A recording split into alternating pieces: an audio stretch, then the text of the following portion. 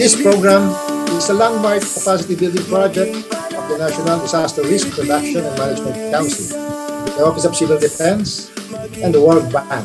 This endeavor is a class of its own since it approaches the concept of disaster preparedness through the lens of rehabilitation and recovery.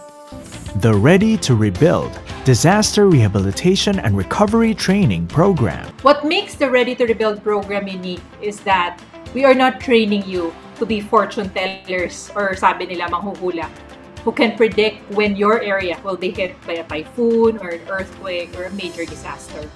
Rather, we are changing mindsets and enabling a shift in local policy from preparedness for disaster response to a greater focus on preparedness for rehabilitation and recovery.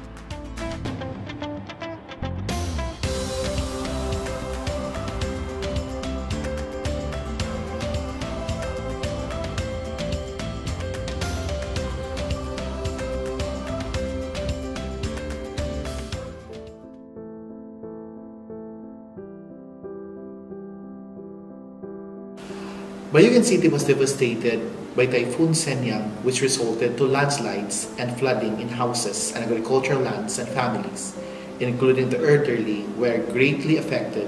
Pinakamahirap na disaster yung nangyari dito sa bayan ng Pandan ay noong 2013, November of 2013, Yolanda Typhoon.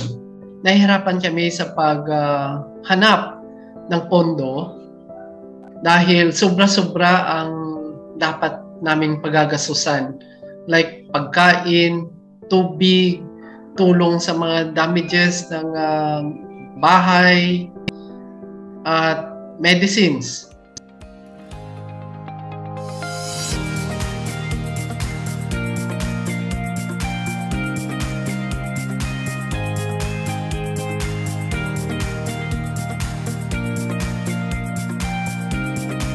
We really need this, Ma'am, especially we are in the boundary and the last municipality of the Philippines. I believe that we have to be equipped with these things, the preparation, the assessment, and all on how to do the plans. We wanted to develop our place with regards to rehab, recovery, and rehab. And we wanted to be prepared on this kind of disaster and calamities since Turtle Island is quite so far. So we wanted to build a better community for the people of Turtle Island.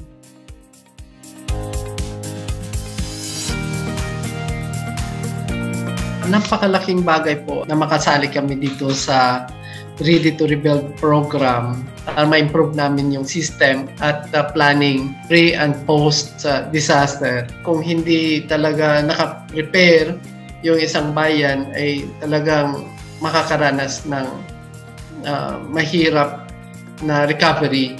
Unlike pag merong in place na plano, I'm sure madali lang po nating ma-address yung anuman ang dumating na disaster sa ating bayan.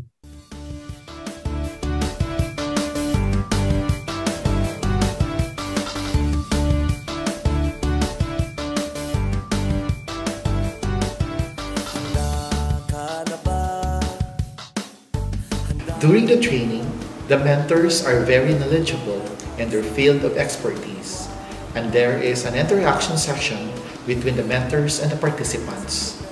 The thoughts shared by our classmates are very insightful. One of the topics that I have learned is the post-disaster rehabilitation framework, which can be very useful in setting outcomes and goals, especially in devolving the activities to the responsible sectors and address their needs. Lagi natin tatandaan ng kalamidad.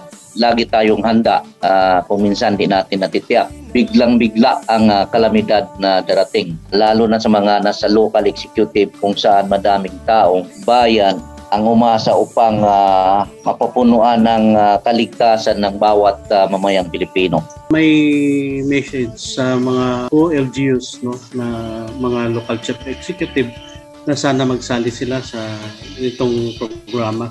Kasi marami kang matutunan at saka yung preparedness at saka yung bagong mga technology at knowledges. May mga training man tayo pero mas madadagdagan pa po ng mas maigi na makatulong sa atin na madagdagan yung ating mga knowledge on how to protect our municipality when it comes to disasters and kung anumang mga sakuna.